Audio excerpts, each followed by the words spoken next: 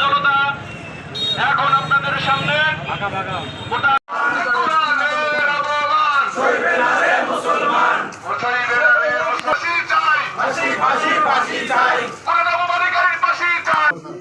আলহামদুলিল্লাহ, আপনারা জানেন ঢাকায় পবিত্র কোরআনকে অবমাননা করেছে, বিষয়কে ধামাচাপা দিতে যাচ্ছে।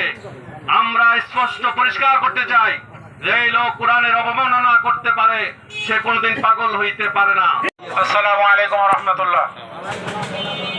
সম্মানিত তাওহীদি জনতা, বাংলাদেশে ভবিষ্যতে আর কোন কুলাঙ্গার আল্লাহর রাসূল এবং পবিত্র কোরআনকে নিয়ে অবমাননা করতে, তার এই নাস্তিকের রক্ত মাংস হাড্ডি কিন্তু কিছুই অবশিষ্ট থাকবে না। বন্ধুকে অবহিত করতে চাই, দ্রুত সময়ের মধ্যে এই কুলাঙ্গারকে আইনের আওতায় এনে ফাঁসি দ্রুত কার্যকর করতে হবে।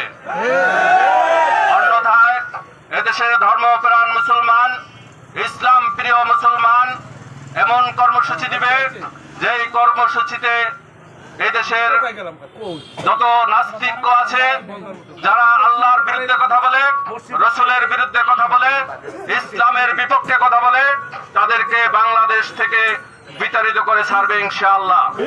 বিশ্ববিদ্যালয়ের এক কুলাঙ্গার আমাদের আসমানি কিতাব কোরআনকে যেভাবে অপমান করেছে, আমরা এর তীব্র নিন্দা ও প্রতিবাদ জানাই। এই ধরনের কোন কুলাঙ্গার যাতে বাংলাদেশে দ্বিতীয়বার আর সাহস না পায় আল্লাহর কোরআনকে অপমান করা, ঠিক কিনা বন্ধুরা?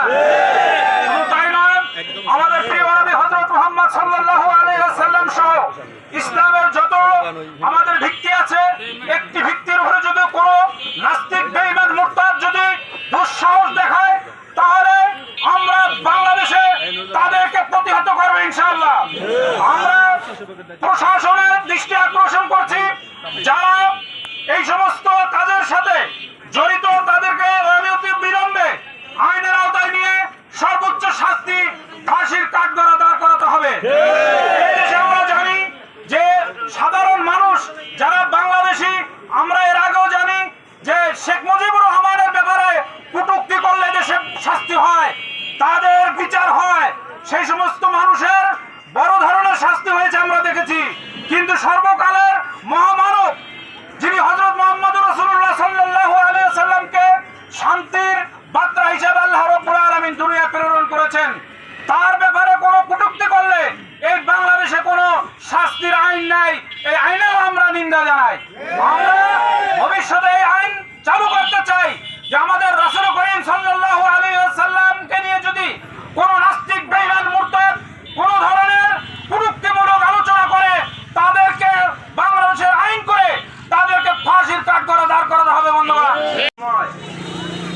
আমরা কি জন্য রাস্তায় নামতে বাধ্য হইলাম, আপনাদের জানা থাকার দরকার আছে যে কিছু কুলাঙ্গার মাঝে মাঝে উদয় হয়।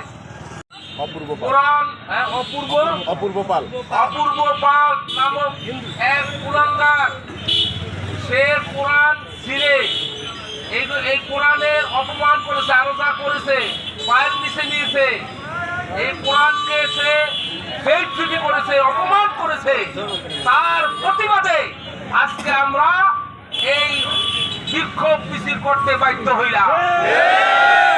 যারা কোরআন অপমান করেছে, যারা ইসলামকে অপমান করতে চায়, তারা যেন নাকে তেল না দিয়া তেল দিয়ে যেন ঘুম আসে না। এদেশের তাওহীদি জনতা জাগ্রত আছে,